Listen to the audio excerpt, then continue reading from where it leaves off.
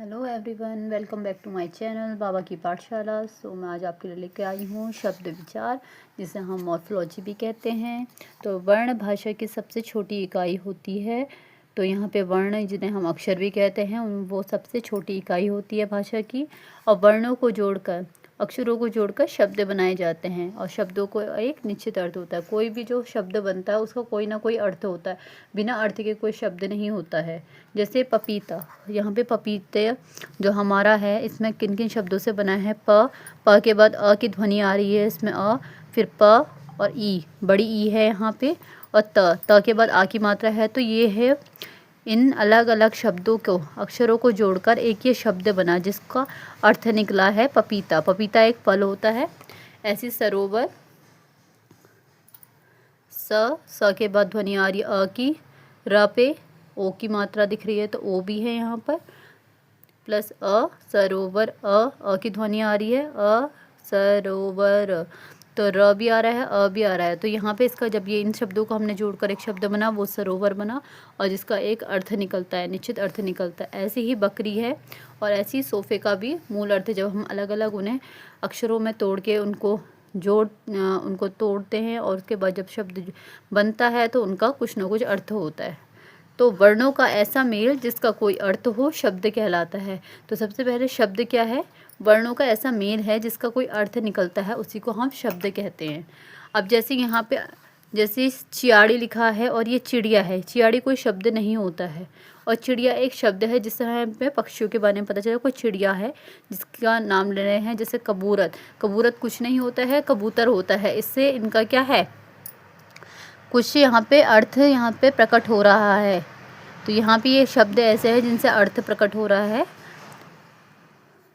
अब यहाँ पे शब्दों के भेद की बात करते हैं। शब्दों के भेद, तो हिंदी जो भाषा में है, शब्दों के भेद जो होते हैं, व्यंजन के भेद जो हैं, उत्पत्ति के आधार पर, बनावट के आधार पर और प्रयोग के आधार पर। सबसे पहले हम बात करते हैं उत्पत्ति के आधार पर। हिंदी में शब्द जो प्रयोग होते हैं, तो ये उद्गम या उत्पत्ति कहते हैं। इसमें क्या होता है, 4 प्रकार के होते हैं: तत्सम शब्द, तद्भव शब्द, देशज शब्द और विदेशी शब्द। तो सबसे पहले जो आते हैं तत्सम शब्द।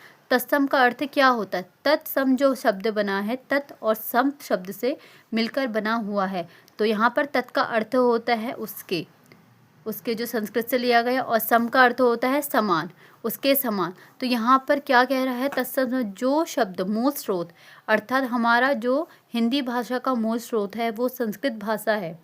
हमारी जो संस्कृत हिंदी का जो उत्पन्न हुई है, वो हमारा उसका मूल स्रोत है संस्कृत भाषा। तो संस्कृत के जो शब्द उसी रूप में हिंदी में प्रयोग किए जाते हैं, उसी को हम तत्सम शब्द कहते हैं। जो शब्द संस्कृत में भी बोले जाते हैं और हिंदी में भी उसी रूप में आते हैं, उन्हीं को हम क्या कहते हैं? तत्सम शब्द। जैसे चंद्र, चंद्र का अर्थ हमें पता है चांद होता है। चांद को हम हिंदी भाषा में प्रयोग करते हैं और संस्कृत भाषा में भी प्रयोग करते हैं। अग्नि, अग्नि का अर्थ होता है आग। आग हम आग भी कहते हैं हिंदी भाषा में, और अग्नि का भी प्रयोग करते हैं। पादप, पेड़ पौधों के लिए प्रयोग किया जाता है, और ये संस्कृत भाषा में भी प्रयोग करते हैं। और कोकिला, कोकिला अर्थात कोयल। तो ये शब्द जो हमारे हिंदी और संस्कृत भाषा में समान रूप से आते हैं, उनको हम तत्सम शब्द कहते हैं। और अब है तद्भव शब्द। संस्कृत के ऐसे शब्द जो कुछ रूप परिवर्तित करते हैं, इनका रूप बदल जाता है। हिंदी भाषा में जब हम इन्हें प्रयोग करते हैं तो इनका कुछ रूप बदल जाता है, तो इन्हीं को हम तद्भव शब्द कहते हैं। संस्कृत के ऐसे शब्द जो कुछ रूप परिवर्तन के साथ हिंदी में प्रचलित हैं, वे तद्भव शब्द कहलाते हैं। जैसे तद्भव शब्द का तत् का और भव से बना है, तत् प्लस भव से तद्भव बना है, जिसका अर्थ है उससे पैदा हुआ। उससे यहाँ पे संस्कृत भाषा की बात हो रही है। तो संस्कृत के जो शब्द कुछ बदलकर या बिगड़कर हिंदी में प्रयोग किए जाते हैं, उन्हें हम तद्भव शब्द कहते हैं। इनका रूप बदल जाता है। जैसे खत, खत को हम संस्कृत भाषा में पत्र भी कहते हैं। और ये है आम, आम को आम्रह कहते हैं। पत्ता, पत्ते को पत्र भी कहते हैं। और हाथी को गजा कहा जाता है संस्कृत में। तो ये जो हिंदी भाषा में प्रयोग करे जाते हैं, तो इनका मूल रूप बदल जाता है। देश शब्द, देश से ही पता चल रहा है देश, यहाँ पे देश की बात हो रही है। अर्थात जो शब्द देश में उत्पन्न होते हैं, देश में या हमारे लोक भाषाओं में आए कुछ शब्द होते हैं, जो हम अच्छे से, उनका पता तो नहीं चलता है हमें कि कहाँ से उत्पन्न हुए हैं, पर वो हमारे बोले जाते हैं। तो उनको हम देशी शब्द कहते हैं।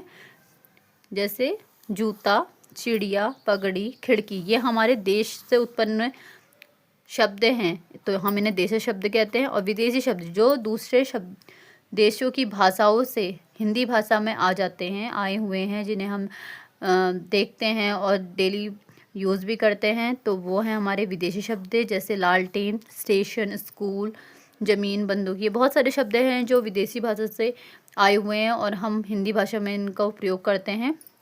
अरबी भाषा से आया हुआ है अखबार, अदालत, अल्लाह, इंसाफ, इम्तिहान, रिश्वत, वकील। वकील एक अरबी भाषा का शब्द है। हुक्म, दफ्तर और आदि, ये है हमारे अरबी भाषा। और फारसी भाषा से देखिए आदमी, आदमी एक हिंदी शब्द नहीं है, हिंदी भाषा का शब्द नहीं है, ना ही संस्कृत का, ये है फारसी शब्द। उम्मीद, खुशामद, गुब्बारा, गुब्बारा ये फारसी शब्द है। गुलाब, चीज़, ज़मीन, शिकार, सब्जी, प्याज, प्याज और सब्जी भी हमारी फारसी भाषा का शब्द है। अब देखते हैं आगे हैं हमारी तुर्की भाषा। तुर्की भाषा में हमें कुर्ता, कैंची, तोप, बंदूक, बेगम, सौगात, ये सारी हमारी तुर्की भाषा से लिया गया। और उसके बाद नेक्स्ट है पुर्तगाली भाषा। आलपिन, अलमारी, अलमारी एक पुर्तगाली भाषा है। कनस, अलमारी, कनस्तर, कमरा, तौलिया आदि। अब है अंग्रेजी भाषा। अंग्रेजी भाषा के जो शब्द हैं computer, robot, doctor, engineer, pencil, ये हमारी अंग्रेजी भाषा के शब्द हैं। अब ये हमने पढ़े हैं। अब दूसरा है हमारे इसमें बनावट या रचना के आधार पर मूल शब्द और योगारूढ़ शब्द। तो मूल शब्द के अंदर जो शब्द स्वयं में पूर्ण हो, अर्थात जो शब्द पूर्ण रूप हों, उन्हें दूसरे शब्दों की ज़रूरत नहीं होती है, हमें उन्हें मूल शब्द कहते हैं। जैसे गाड़ी, सोना, अगर इन्हें हम तोड़ेंगे तो ये टूटेंगे नहीं, क्योंकि ये क्या है, पूरा एक शब्द बना हुआ है। इसमें होता है, इसे हम क्या कहते हैं, मूल शब्द कहते हैं या रूढ़ शब्द कहते हैं। इसमें आता है व्युत्पन्न शब्द। जो शब्द मूल शब्द के साथ कोई शब्द, ये शब्दांश जुड़ने से व्युत्पन्न शब्द बनते हैं। ये दो प्रकार के होते हैं, अर्थात जो मूल हमारा शब्द है उसके साथ जुड़कर एक नया शब्द बनाएंगे। अब देखिए कैसे। योगा, ये शब्द दो या दो से अधिक शब्दों से शब्दांशों के योग से बनते हैं। यहाँ पे दो शब्द जरूर होंगे या उससे ज़्यादा भी हो सकते हैं, और उनके मेल से ये शब्द बनेंगे, इन्हें हम यौगिक शब्द कहते हैं। और इनका कोई सार्थक अर्थ निकलेगा। जैसे यहाँ पे सेनापति, सेनापति क्या है, जो सेना का पति हो, जो सेना का प्रतिनिधित्व करता है, उसे हम सेनापति कहते हैं। पुस्तकालय, जहाँ पुस्तकालय, जहाँ बहुत सारी किताबें रखी जाती हैं, पुस्तकालय कहते हैं उसे। ऐसी यौगिक शब्द हैं हमारे, जैसे रेलगाड़ी, सिनेमा घर, टिकट घर, जहाँ पे टिकट मिलता है, जहाँ पे सिनेमा देखी जाती है, सिनेमा घर हो गया। अब इसमें है योगारूढ़ शब्द। जो शब्द यौगिक होते हुए भी, अर्थात जो शब्द क्या है, जिनका अर्थ होते हुए भी किसी एक ही अर्थ में रूढ़ होते हैं, उन्हें हम योगारूढ़ कहते हैं। अर्थात वो एक पूरा एक शब्द हैं, पर उनका कुछ ना कुछ अर्थ निकलता है, उसको हम कहते हैं योगारूढ़ शब्द। जैसे नीलकंठ, अब जब इसे हम तोड़ेंगे दो उसमें, तो दो अलग अलग उसमें भागों में टूटेगा, नीला प्लस कंठ। तो यहाँ पे दो शब्द है, जो यौगिक शब्द के लिए दो शब्द या दो से अधिक शब्दों की ज़रूरत होती है। तो यहाँ पे दो शब्द हैं, नीला और कंठ। अर्थात नीला है जिसका अर्थ क्या निकल रहा है, नीला है कंठ जिसका। अब नीला कंठ किसका होता है, नीला कंठ शिव जी का होता है। तो यहाँ पे ये शिव जी को प्रदर्शित कर रहा है, शिव के लिए बोला गया है नीलकंठ।